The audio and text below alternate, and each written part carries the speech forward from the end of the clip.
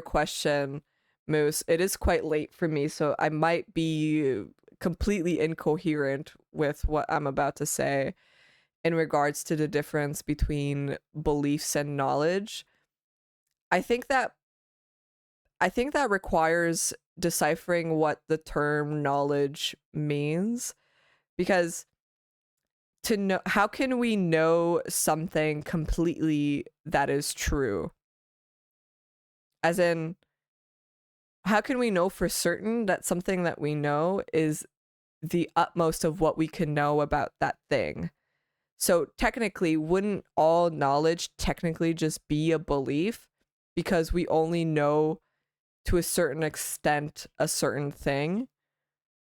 Because there can never be a guarantee that there is more knowledge until it's discovered. So wouldn't then all knowledge be kind of like a basis of belief in a way? I shitted my poopy bum hole. What? That is the extent to which I can answer that at this time of night. So I don't know, I feel like those two things kind of intersect in a way. I guess that's if you look at it a little bit zoomed out. Because if you look through like the main definition of knowledge, it's just you have a lot of knowledge about a particular type of topic, right? But how do you how do you how do you quantify knowledge? How do you quantify that somebody is knowledgeable in something?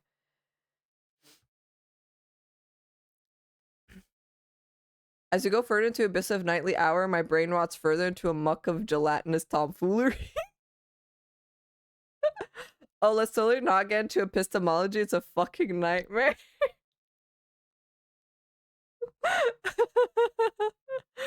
Descartes already debunked that.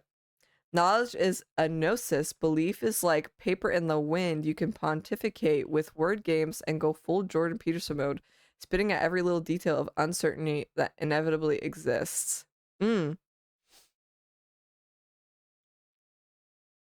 That's the thing. Like, I feel on a human scale, I guess, knowledge is just the more that you know about a particular topic, but belief is more in regards to things that can't be proved, rather than knowledge, which is like something that is provable by logic, right? It's really up to us to accept what is valid contender for knowledge and what is loose enough to be categorized as belief. Right. Right, for sure. So then what is then the difference between knowledge and belief? Is it rooted in what is scientifically proven? Knowledge is power, knowledge is power. Or is it simply like the ability to know? All I know is that exists within a substrate that also exists. Everything past that is a belief. The only discerning factor is whether what you think is agreed upon by others. Yeah. And that came with like generations and generations of learning things throughout lifetimes, where we as a culture decide what is true up until today, right now, what we know is true. But what is true can always change with the development of life itself. The truth changes in a way. Technology changes, what we know changes. So then that begs the question, do we truly know anything? I don't think that we really know anything. Right? Socrates is the one that said, all I know is I know nothing. So we technically don't really have knowledge of anything. What we decide as a society, as a culture, that what is knowledge is considered as knowledgeable, or people are considered as knowledgeable based off of what society and culture deems is knowledge, which is usually in specific sectors. Because even then, like if you would call somebody knowledgeable, that looks differently to different people. So when I look at somebody and I think that they're knowledgeable, somebody else might completely disagree with me that that person is knowledgeable about a specific topic, right? Because there's a kind of gauge of what that individual knows in comparison to what I know that I gauge as knowledgeable. So for example, like if I see somebody, that's taken chemistry, for example, or I don't know, like something that I don't know, like astrophysics in a class, someone's taking astrophysics in a class, I'm going to think that that person is knowledgeable, right? But if an astrophysicist talks to a student, they might not think that that student is particularly knowledgeable about astrophysics. So it also depends upon like the person that's assessing what is knowledge, because I feel like that distinction is very different, and that word in particular changes meaning depending on who is judging somebody that is knowledgeable. I don't know if that makes any sense. What I just said, I don't know if that makes any sense, but everything can be criticized down to belief at some point, but the truth is we could prove some things well enough that we are willing to stand on them as solid rocks. Right. And that's decided by everybody. That's decided by everybody. That's decided by society and culture as a whole. I'm beyond saving. I played Geometry Dash in a level called Bussin', and all breaking down very interesting topics in front of me. I had to get off that my chest. It's the 3 a.m. talk of the stream where we philosophize about knowledge versus belief. Y'all are some of the most interesting people. Secret, you're the chemist here. I think you're interesting because I do not understand chemistry. I mean, knowledge is an amount and information. Yeah. So then how do you then is knowledge an arbitrary unit that definition can be set in many forms? Someone who is knowledgeable is someone who acquired an arbitrary number of knowledge. But if that number is then arbitrary, what does it then matter to be knowledgeable? Shouldn't knowledge be quantifiable in a way? Like, should it be like an XYZ, like you reach like this level of knowledge and now you are now then considered knowledgeable? Because in that case, then the term knowledgeable doesn't really, doesn't really mean anything. Like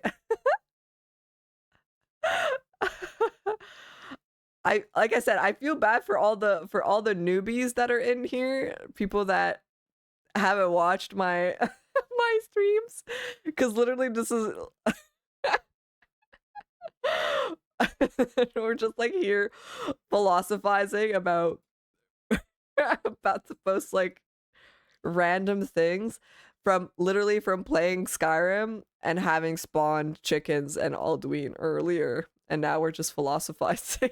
It matters to a point because I'd like someone who's knowledgeable about physics and engineering to make the bridge I'll cross tomorrow. Yeah. And we quantify that through schooling, right? We quantify knowledge through education. But then at the same time, just because you're educated doesn't mean that you're not always knowledgeable, too. So at some point, we have to kind of trust the educated or the people in those fields, even though, when someone prays to Jesus every night filled with doubt and fear that their prayer won't be answered, they have to force themselves to believe in the existence of Jesus Christ. Yeah.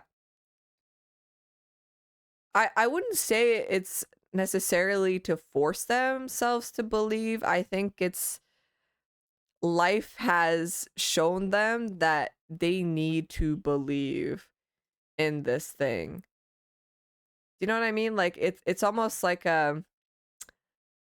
all the life's uncertainties made it so they kind of have to believe in God. I don't think it's like themselves forcing them to believe in God. I think it's more so like a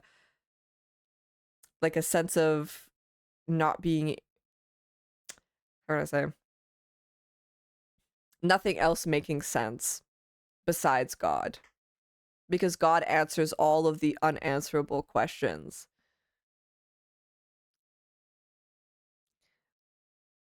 When someone has repeatedly gotten observable results from praying every night, no longer has to convince themselves of any existence, they have to obtain knowledge, thus transcending belief.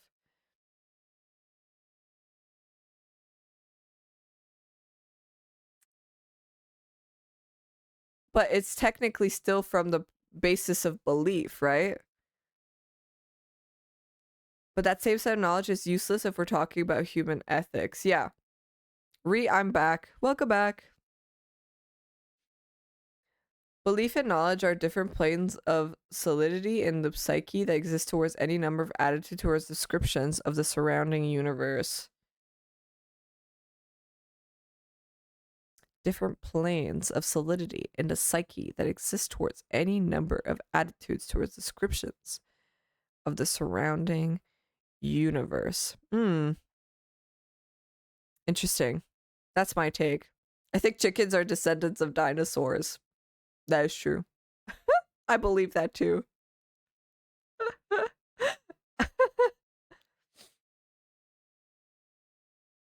Knowledge is subjective and that's not quantifiable, so relax, Scoobers. The ultimate truth is mathematics 100% and the meaning of life is 42.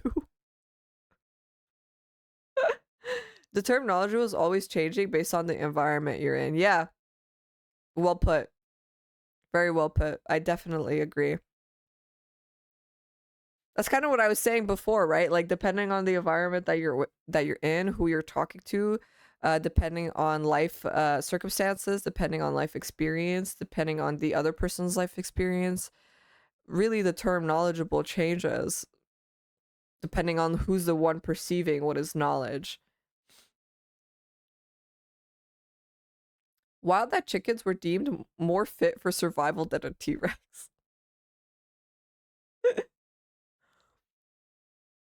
But it's interesting because I think about that all the time. Like I think that in terms of human for the sake of like human perception, to be knowledgeable is just to know a lot about something. So it's just finding what that something is, right? Because it's what I think is somebody that is knowledgeable. Somebody else might not think that that person is particularly knowledgeable either.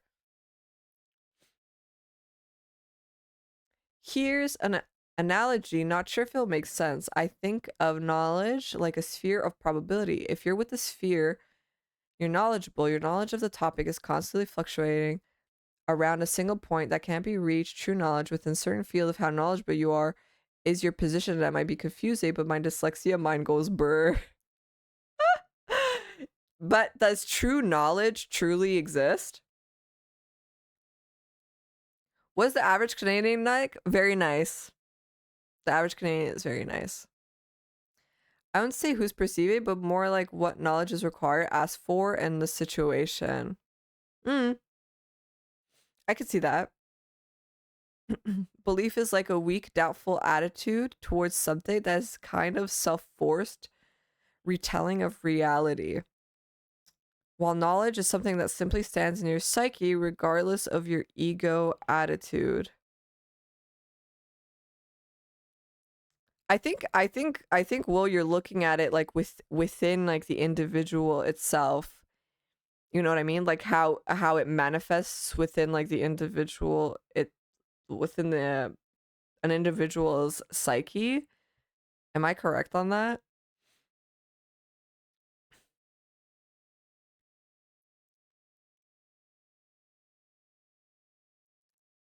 The meaning of life is 6-7. Uh-oh. I think the ego is very much important in this conversation. It is. The ego is important in this conversation. But I think the ego plays a role in both knowledge and belief. Right? Because one can have a huge belief in God and be run by the ego because they think that God truly exists and tries to convince other people that God exists, which technically their belief is run by the ego, like you said. But I feel like knowledge is also the same way. It's just that it's based off of something different.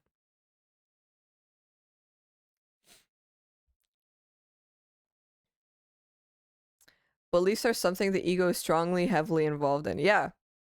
But I feel like knowledge is also something that is I feel like well, I think both aspects are involving the ego. True knowledge doesn't really exist, otherwise science would be contradicting and correcting itself. Yep. I totally agree with that. While knowledge is more like a stone brick that simply stands regardless of the ego's place. I don't think so. I don't think so, because I feel like knowledge is constantly like ever changing. Like your knowledge on something is always changing. So it's hard for it to stand in one place, right? That's why knowledgeable people argue and debate all the time. Because then it comes to a conversation of like how much knowledge could you have in your mind about a specific topic or a specific thing? Like how knowledgeable are you versus like the let's say like, you know, in a conversation with another person, like how do you how do you know that your knowledge is like ever standing when there's just so much that can change it at any point in time? Geologists once knew plate tectonics didn't exist. Turns out they only believe that. Knowledge is a belief based on something that's perceived and peer reviewed. Yeah. It doesn't exist, but it's an idealized constant. Right. Because if it's an idealized constant, then you try your best to advance in the world, right? Like you try to learn as much as you can.